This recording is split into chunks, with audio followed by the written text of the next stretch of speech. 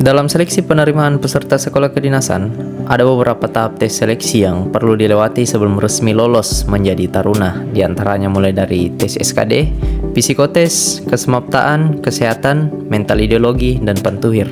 Dalam video kali ini saya akan membahas mengenai tes kesemaptaan, mengenai tes-tes yang diujikan, aturan-aturan, penilaian, tips-tips persiapan, dan lain sebagainya mengenai kesemaptaan. Saya sendiri sudah pernah mengikuti tes ini sebelumnya di salah satu seleksi penerimaan sekolah kedinasan di tahun 2021 dan 2022.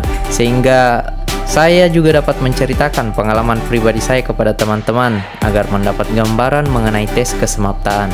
Oke, yang pertama, lari 12 menit.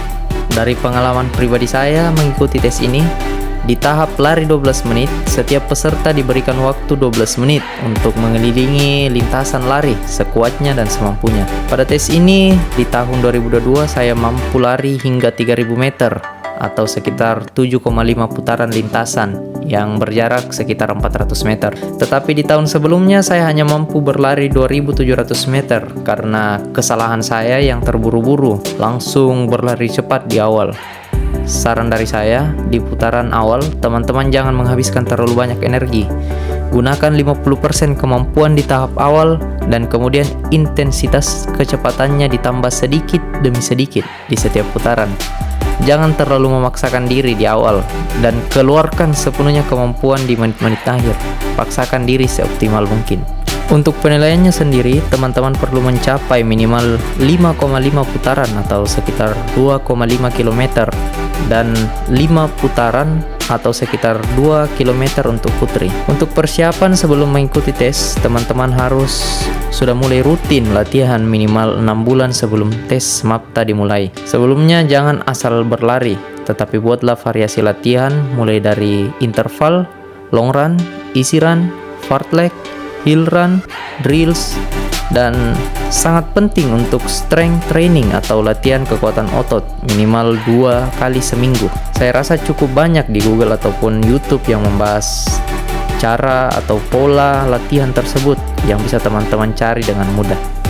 Yang kedua ada pull up untuk putra dan chaining untuk putri. Tes kesemaptaan ini cukup ringan jika teman-teman rutin melatihnya. Perlu diperhatikan agar ketika pull up, kepala teman-teman harus melewati besi pegangan dan tangan lurus ketika turun. Selain itu, kaki juga harus lurus dan tidak boleh mengayun. Teman-teman perlu memperhatikan hal tersebut agar pull up dihitung sah dan bisa mencapai 17 kali pull up. Sedangkan untuk putri, melakukan gerakan chaining dengan berdiri di depan tiang horizontal dengan tinggi mendatar. Untuk pengalaman saya pribadi, saya hanya mendapat 16 kali pull up yang sah dan 5 kali tidak sah karena tangan tidak full lurus ketika turun. Tak perlu terburu-buru dalam melakukan gerakan agar tidak cepat kelelahan karena waktu yang diberikan juga cukup panjang sekitar 1 menit. Untuk penilaiannya sendiri, nilai maksimal untuk pria 17 kali pull up dan 72 kali chaining untuk putri. Sedangkan untuk latihannya, terkadang saya melakukan latihan pull up sebanyak 50 kali dengan 3-4 set sehari. Selanjutnya yang ketiga ada sit up. Untuk tes selanjutnya yakni sit up, perbedaan antara putri dan putra hanya pada tangan, yang mana pada pria tangan menganyam di belakang kepala dan putri dilakukan dengan tangan lurus ke depan. Dari pengalaman saya pribadi, cukup tak banyak masalah yang berarti bagi peserta tes dan setiap peserta tes mampu sit up hingga batas maksimal yakni 40 kali. Untuk penilaian maksimal, putra yakni 40 kali dan putri 50 kali dalam waktu 1 menit. Dari pengalaman saya juga, biasanya saya berlatih minimal 100 kali sit up sehari dengan pembagian 4 set dan 25 kali repetisi. Tetapi dalam hal ini teman-teman juga bisa melakukan variasi lain sesuai dengan kemampuan teman-teman. Selanjutnya yang keempat ada push up.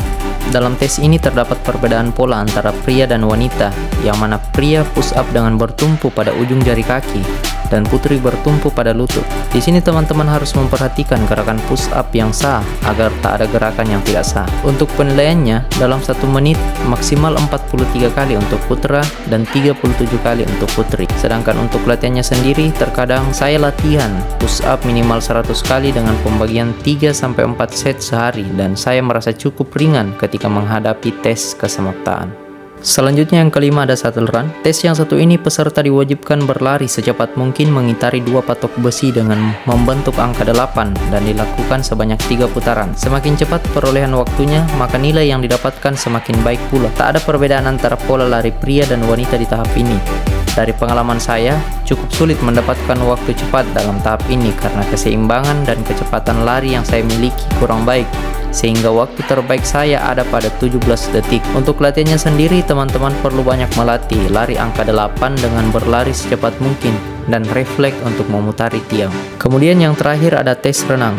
Dari pengalaman saya, tahap tes ini sendiri banyak peserta yang cukup sulit mendapatkan waktu cepat dan bahkan ada beberapa yang tidak bisa sampai pada garis finish. Di tes ini aturannya adalah renang sejauh 25 meter, bebas menggunakan gaya renang apapun. Saran saya untuk tes ini, teman-teman perlu banyak berlatih renang dengan gaya yang nyaman dengan diri sendiri dan rutin melatihnya. Untuk latihannya sendiri, saya terkadang berlatih 2 kali seminggu dan saya rasa hal tersebut masih kurang karena perolehan waktu yang saya dapatkan pada saat tes di angka 18 detik.